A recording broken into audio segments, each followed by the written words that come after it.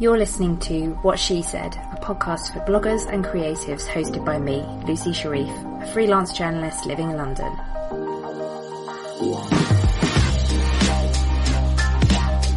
Each week I interview different women in blogging and the online world, getting their best blogging tips and advice, and a little bit of gossip too. Thanks for listening.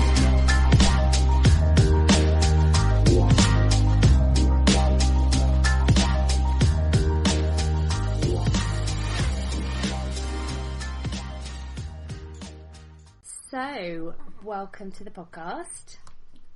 Do you want to get started by just letting us know a bit about your blog and how your blogging journey and how you came to where you are today? Yeah, so I'm a fairly new blogger in the sense that I haven't been doing it for years and years and years. I started my blog in, I think it was the very back end of 2014, and essentially I'd just changed jobs. My new job was a little less creative than previous roles I'd had. And I found that I was spending a lot of time reading blogs anyway, and it just turned out to be the creative outlet that I needed after changing jobs. So I got started. It's very much, it's always been from the very beginning a bit of a true lifestyle blog in that I blog about all sorts. So from travel to fashion to just general stuff that's going on in my life. I think, sticking to a niche is definitely not something that I've been brilliant at, but I've just really enjoyed it from the moment I started. And I think it's grown into a little bit of a addiction. It's a part-time hobby blog. I do it around my full-time job, but I absolutely love it. And I've learned so much and so many things that I never thought that I would learn, from video editing to trying to learn how to code different things to just, learning how to work with brands and reach out to people in a different way. And I've met some really great people as well, which I think that's the best thing that's come out of it for me, is it's given me a real network of people that I would never have met in the industry that I work in day to day. Would it be fair to say over the past year your blog has grown pretty exponentially? It definitely over the past, I would say 6 or 7 months, I've definitely seen an increase in traffic, an increase in engagement, and a wider variety of people reading my blog. I think for that first sort of 18-month period, you can tell it was the same people reading it, the same people commenting, and I think it's definitely been exposed to a wider audience in the past couple of months. Yeah. So what's driven that growth? What's been your growth game changer, do you think? I think the real thing for me is not trying to do what everybody else was doing. I think when I started blogging, because I'd read blogs for such a long time, I had a real picture in my head of what made a good blog post and the sort of topics that people were writing about. And, at that time it was very much all like the BuzzFeed style lists and the fast fashion outfits and all of that sort of stuff. And I think when I broke away from that and really started to think about, I suppose last summer there was a bit of a shift for me, and I thought, I'm spending a lot of time doing this and writing this blog, and it's in my spare time. It's not, my profession. And I wanted to make sure that if I was spending all that time on it and spending time away from, my friends and my partner and stuff, that it was something that I really loved. And so I made a bit of a decision just to be a bit more aligned to what I enjoyed writing.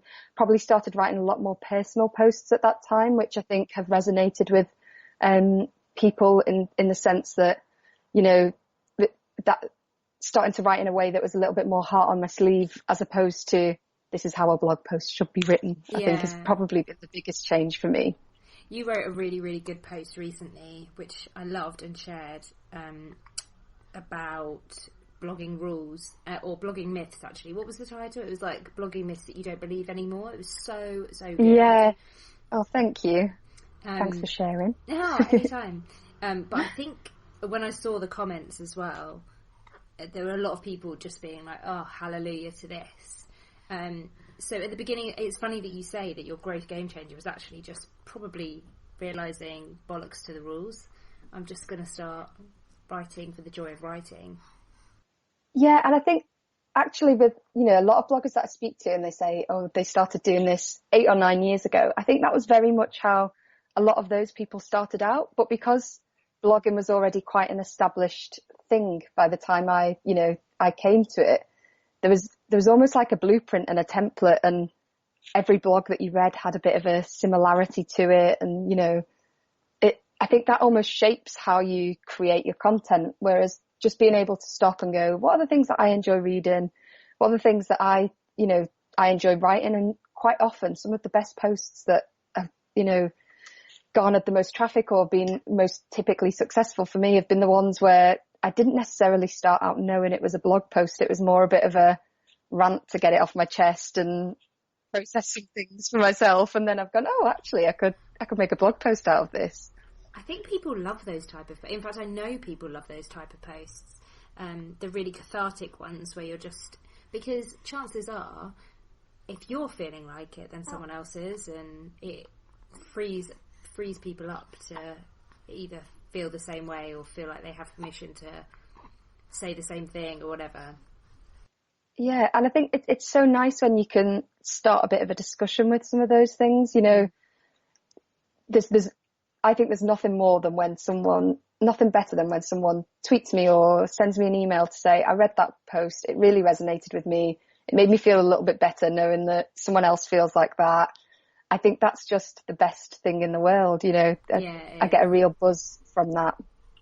Yeah, it's great to know that you're connecting with people on a personal level. So I'd probably say, I don't know if this is correct, but it's something that is going around at the moment, microbloggers. I'm a microblogger, I guess you are too, and we're the type of bloggers that probably rely on being super personal with people, which you are on your Instagram as well. Yeah, I think for me, I think I try and keep all of my social media and my blog, I suppose, as true to how I am in real life. And I think any of my friends or family would tell you I probably a bit of an oversharer. I talk a bit too much. I like having those sort of deeper, meaningful chats. It's very much who I am as a person. So I think it helps me keep that social media more as a authentic extension of myself. Whereas I think if I was trying to hem myself into something specific, like to be, a specific travel blogger or specific fashion blogger or whatever, you start to cut off some of those things that are really important to you and to your day-to-day life. And that then makes it a little bit more difficult to be authentic, I think, because you're only showing a part of yourself. I think it also makes it really difficult to just actually create content. Because you're so hemmed in. Exactly, yeah. You box yourself into, which, is fine for some people. Absolutely, it's fine. But the content that you put out is incredible. You're like a bloody powerhouse. I don't know how you do it. This is kind of my full-time job, and I can't bash out any more than, I barely get a blog post out a week, let alone the amount that you do.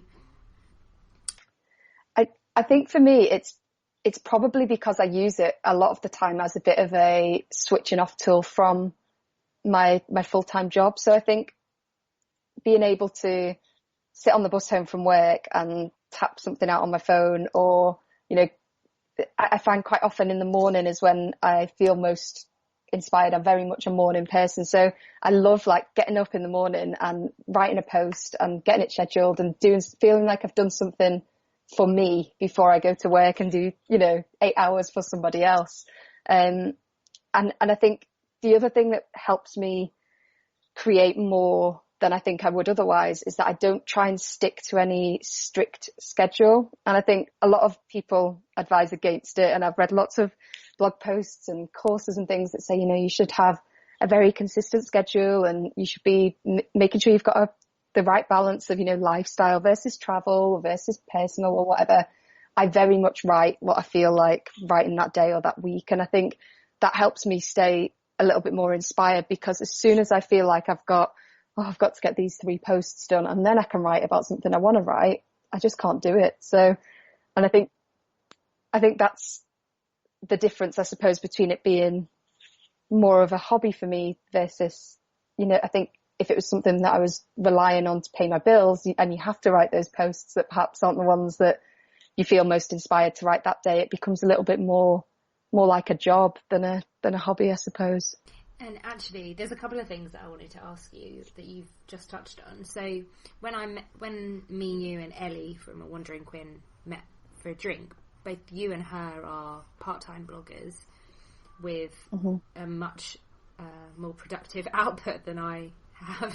But I asked you both, would you ever want to become a full-time blogger? Because both of you are really successful. You have better traffic than some people who are chugging along doing it full time. You both go on press trips, you both work with brands, you both get nominated for awards, etc., etc.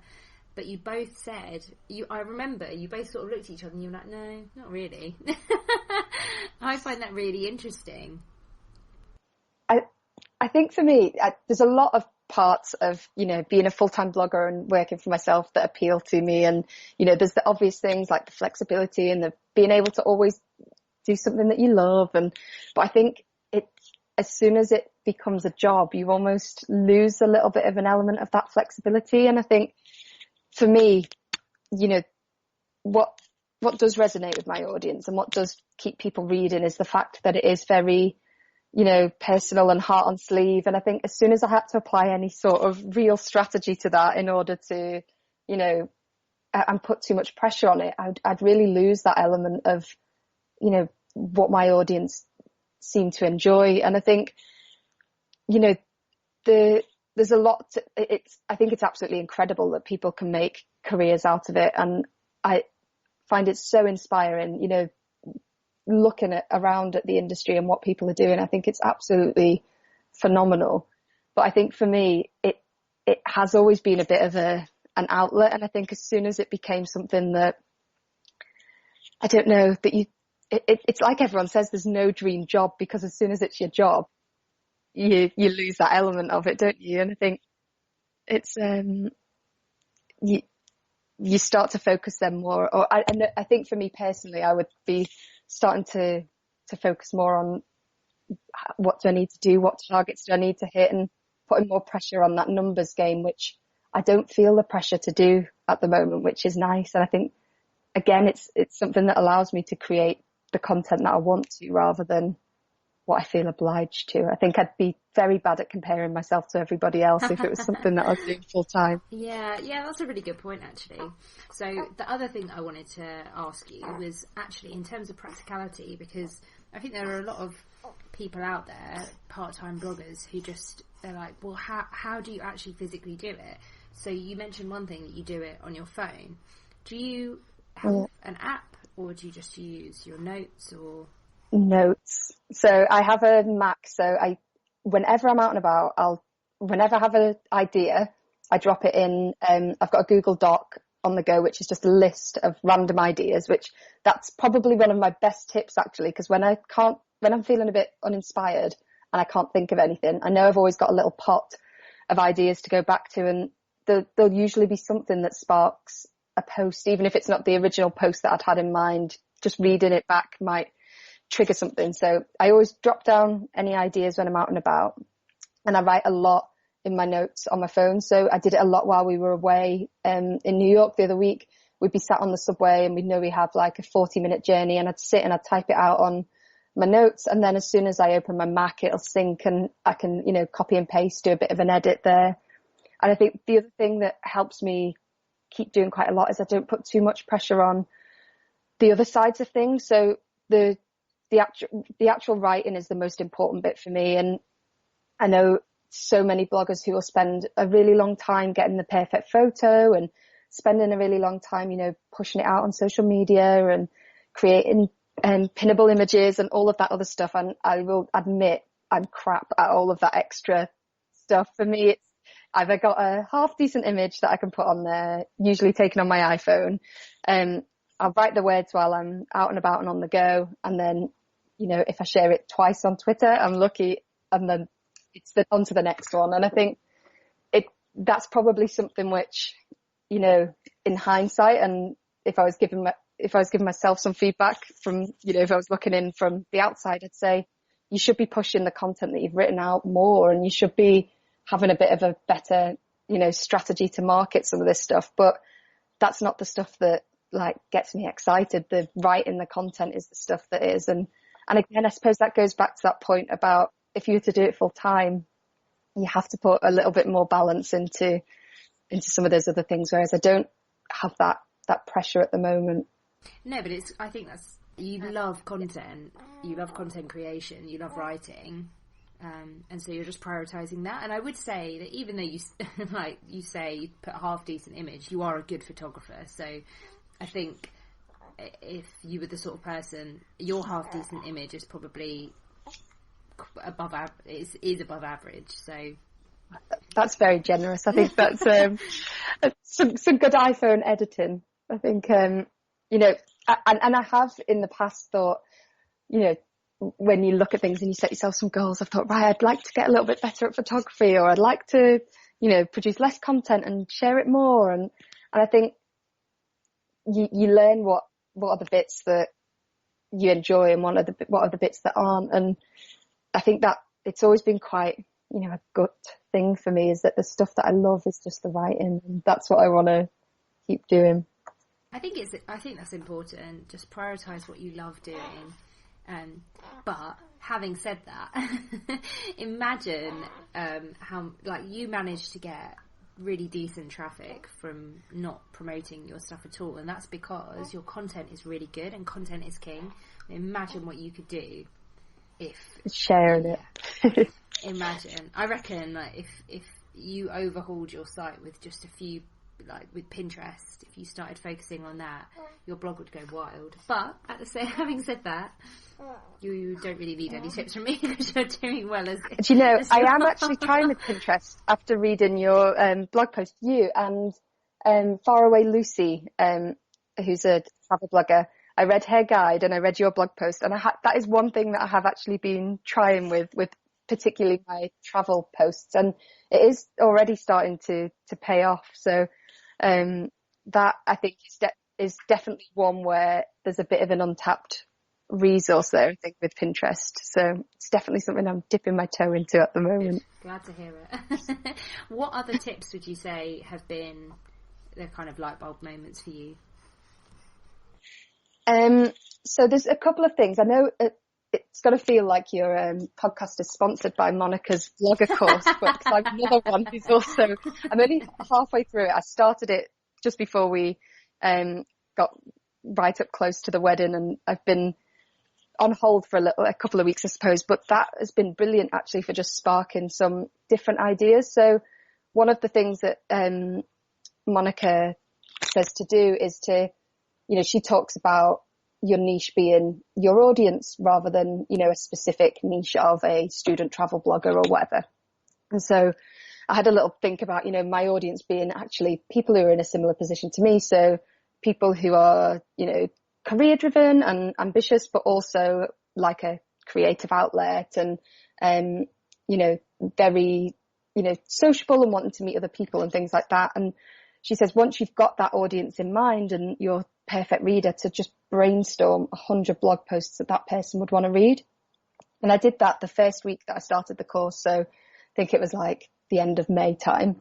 And I'm still going on ideas that, I came up with there that I would never have otherwise come up with. And I think that's a really good way of getting into the mindset of, okay, well, if my reader is me, what do I like reading on other people's blogs? What do I think there's missing? What else is there out there? Another thing that I did this week, which sparked quite a lot of ideas, was, and it's a really simple thing. I couldn't believe I hadn't done it before, but just going onto Google Analytics and searching what your most read posts have been year to date. Because I think you notice on a weekly basis when, that post seems to have resonated more than a different post. But I think looking back over a chunk of time and seeing what themes there are there. So again, for me, the posts that had worked really well were those ones that were a little bit more personal, where people had been able to, resonate with it because they're the ones that people then go on to share on Twitter or on Facebook. And going back and doing that, I think, really helps you to confirm who your audience are and what sort of thing they enjoy. Because I think there's some things that you write for yourself and that's totally fine, but understanding which are the things that are going to resonate with other people is really important as well. Totally. Going back to your 100 post idea thing, I don't know what to call it. Yep. It's like strategy, really, isn't it? That is amazing. I've never thought about doing that, but it's a brilliant idea. What sort of things did you come up with that you said you came up with ideas that you would never have thought of before? What sort of things? It was just lots of different ways of looking at things, I suppose. So I think historically I would have said, I don't know, like gone to Paris for the weekend and come home and written a travel diary of my time in Paris and maybe like 5 great places to eat in Paris. And that would have been all of my content. Whereas thinking about it through the eyes of a reader and saying, right, okay, well, if it was someone, you know, if my ideal reader was going to read a post about Paris, what would you want to read? And it might be how to have the perfect girls' weekend away in Paris, or how to plan a trip to Paris with only 1 day's annual leave, or, you know, some of those sorts of things where it's just giving you a different angle on stuff. And it also brought up some topics which I still haven't actually written about, but the things that are definitely, you know, coming up in the next few weeks. So things like finances, you know, when I get together with my friends, we'll sit and they'll say like, oh, how have you managed to save that? And, you know, how did you get your house deposit together? Or what is the cheapest place to go and, you know, do this so that you've then got extra money to go on nice holidays? And so it gave me some different ideas like that, I suppose, that, you know, not all of them will come to fruition, but some of them blend together and create a different post. And I think the thing that Monica really advises with that is just get it down on paper and don't overthink it. And that is almost the freedom of it, is that, you know, some of the ideas I'll never use, and, you know, or they might be too similar to things I've already written about before, but there's plenty there that either inspired a different post or made me think a little bit differently about how I produced some of my content from holidays and things like that. That's a really, really good tip. I mean, these are all basically selfishly great tips for me. This whole podcast is just a way for me to grow my own blog. Love it. I was going to ask you a little bit about social media, because in your blogging myth post, you even shared your exact figures, which I thought was really cool. A lot of people don't do that. They won't say. And you shared the amount of traffic you get a month, which I can't remember what it was, but it's a good amount of traffic, and how your social doesn't necessarily reflect that traffic. And I thought that was really interesting, because sometimes when you're working with brands or whatever, or you maybe even before you started working with brands, people have a bit of an idea in their head that, oh, I need this number, or I need to get to a certain number, like 10k Instagram followers or Facebook followers, whatever. But you pointed out that actually your social doesn't necessarily reflect that. And mine's similar to yours, actually. But your engagement is really high. How do you encourage that engagement? I think, again, it's back to that authenticity piece, I think. So rather than trying to peddle a lifestyle, you know, I think with social media, you can quite easily put out a picture that everything's rosy and you've got this really glamorous job, and you're out for dinner every night, and at the weekends you're always flying off on another trip. And it would be quite easy to sit and curate that sort of, you know, picture. But I think putting content out there that's authentic and that feels, and I mean, that sometimes sounds a bit cliche, doesn't it? Like, oh, very authentic. But being just true to yourself, you then want to engage with the people who are commenting and sharing things, because, you know, if you're saying, right, do you know what, I've had a shit day at work and come home to sit on the couch and have a glass of wine and eat a load of carbs, and someone else is like, oh, me too, you automatically start a bit of a relationship there with those, you know, followers and the people who are taking the time out to comment. And I think the other thing is that the more, you know, we're all very similar. So the more authentic and genuine you are, the more likely people are to resonate with that and share it. So some of the things that, you know, I've been shared most when I've put them on Twitter and stuff are like when I've said, you know, being an adult's crap. I just want to like lie on the sofa and have someone clean up after me. And everyone's like, yeah, me too. Like, so we could spend a load of time putting out this real picture of, oh, you know, my life is so lovely and my house always looks pristine, but no one's really like that. So, you know, sharing how you actually are, I think helps people to just get to the real you and empathize with you a little bit, which I think then naturally helps to build a bit of a brand. And I think the other thing as well, again, another tip that I picked up in Monica's course is that people want to see the person behind the account. And for ages, particularly on Instagram, I was rubbish at sharing any photos of myself because I'd be like, oh, but, you know, like a selfie or whatever, it's not glossy enough for Instagram, and everyone has these perfect pictures that they, you know, these perfect snaps. And since I've started, I think, you know, over the past couple of months, sharing a few more photos of when I've been away and on travels and things, that almost weirdly has boosted engagement. And I think people resonate with it a bit more when they can see the person behind the account, I think. And it's definitely true of the accounts that I follow, the people who, otherwise, I think sometimes if you're just seeing lots of pictures, you can get confused as to which account they're coming from, whereas when you can put a face to a name, you really start to engage. It really probably will surprise everybody if they know that you were a bit reticent to share pictures of yourself, because you are absolutely beautiful. I think you've hit the nail on the head there. People just really want to see a person. Yeah, thank you for your lovely comment. That's very generous. But yeah, I think it's almost it's always easier to take a picture of something, isn't it, than to be the person that you've had. And I think that again is a bit of a control thing. When you're taking a picture of something, you're in control of the one taking it, whereas when someone's taking a picture of you, you're like, oh, that's maybe not the angle I would have taken it at or whatever. But I think it does and I think, you know, we mentioned Ellie from The Wandering Quinn before. I think that's something that she does brilliantly. Whenever she's off on her travels, she's got a selfie stick with her. She's getting a picture in all of these amazing places, and it makes you think, I want to go there. It looks so much like, it looks like such good fun, and looks like she's having a great time. And you can totally see why it does work, because you really buy it. You feel like you're on that trip with that person then, rather than just, you know, flicking through a magazine and looking at the picture or seeing the picture on Pinterest or whatever. That's true. So another thing that I wanted to ask you, because you're a bit unique in this sense. Well, you're not unique in this sense. There's a few of you, but I know it's a question that comes up a lot for bloggers, is what happens if I don't live in London? Well, you don't live in London. No.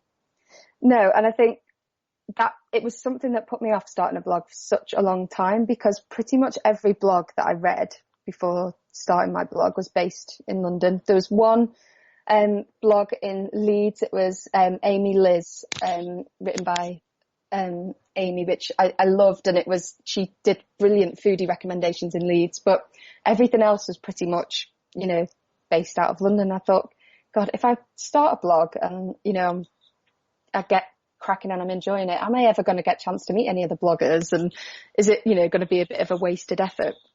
And I couldn't have been more wrong, because, you know, Leeds has got just the most fantastic blogging community. There's so many people here and so many people writing about totally different things. So, you know, real foodie blogs to travel blogs to, you know, big, humongous fashion and beauty blogs. There's a bit of everything, and there's a real community around it. And I've actually met, you know, some of the girls who I would, you know, say some of my closest friends now are people who I've met through blogging, and, you know, we get to finish work and go and have a nice drink together and bounce ideas off each other. And I think, and I don't think Leeds is unique in that sense. I think that most major cities in the UK now have a really thriving blogging community. And the whole beauty of it is that even if they don't, you're online and you know, you can still form, there's loads of bloggers who are in London who I've still managed to form really good relationships with, who I've never met before. You know, Sam Sparrow, I'd never met her. We'd spoken to each other loads on Twitter, and we went on holiday together with Beverly from Practice Passport. So we literally met Sam at the airport in Amsterdam, but because we'd already formed those relationships online, it felt like you know, we already knew each other and we had a really lovely bond. And so meeting people online, making communities online and networking. So some of the other people who we've had on the show, in fact everybody has said that networking is probably one of the most important steps to growing your blog, and obviously you've got a really good community in Leeds who you meet in real life as well as online. How did that all happen? No, so the first time I actually met anyone was at an event that they don't run unfortunately anymore, but it was called the City Girls, and it was a blogging event put on by other bloggers, and they had some brands involved, and it was just a sort of, I think it was like 30 different bloggers from Leeds, and it was a bit of a network event. There was, you know, a little area to have drinks and a chat, and that was the first event that I ever went to. And I met B, who I'd been chatting to online and on Twitter previously, because I was so nervous about going, and you know, I'd never done anything like that where I'd gone in and not known anyone. But I had such a great day, and I met a couple of people there, and then it naturally just starts to build. The more people that you meet, the more, you know, people will say, oh, you'd really get on with that person.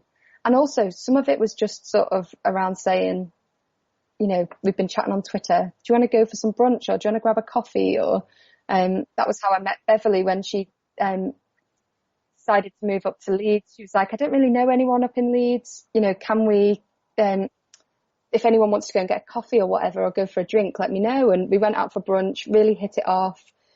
There were a couple of other girls in Leeds that we both really get on with, and we just, you know, started to sort of do little dinner dates all together. And we always do a book swap. That's a really nice one, and a good way for getting chatting to people is everyone brings a couple of books and we'll swap them and give recommendations, and little things like that have just helped to build. And I think actually by default that networking does help to grow your blog, because not only are you chatting in real life with these people that you're forming relationships with, who then naturally will share your work because they're friends and they're, you know, supportive of you, but a lot of the people who I've met that way actually work for some of the brands that I've ended up working with, you know, and have said, or work for agencies that are working with brands and can put me forward because they know me personally and they know that I'll, you know, deliver on time and I'll be responsible and respectful and all of that sort of thing. So it definitely does work. And I think you do just have to put yourself out there a little bit when you first you're getting started. Cause I know that when I think back to those first few blogging events I went to, I remember feeling so nervous and so awkward and like I was going to have to leave after 10 minutes and go home because no one would talk to me. But it's absolutely not the case. You've already got something in common with all of these people by the fact that, you know, you're all just spending all your spare time blogging. So you've already got something to talk about. And then you naturally find out that you've got lots of other things to talk about too. So where can everyone find you online?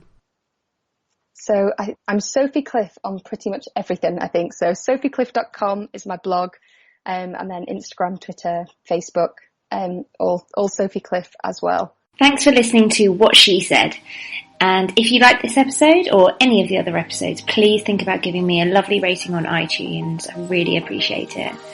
If you want to connect with me, head over to my blog, wanderloose.com, or hit me up on Twitter, Instagram, or Pinterest, where I'm at wanderlooseblog.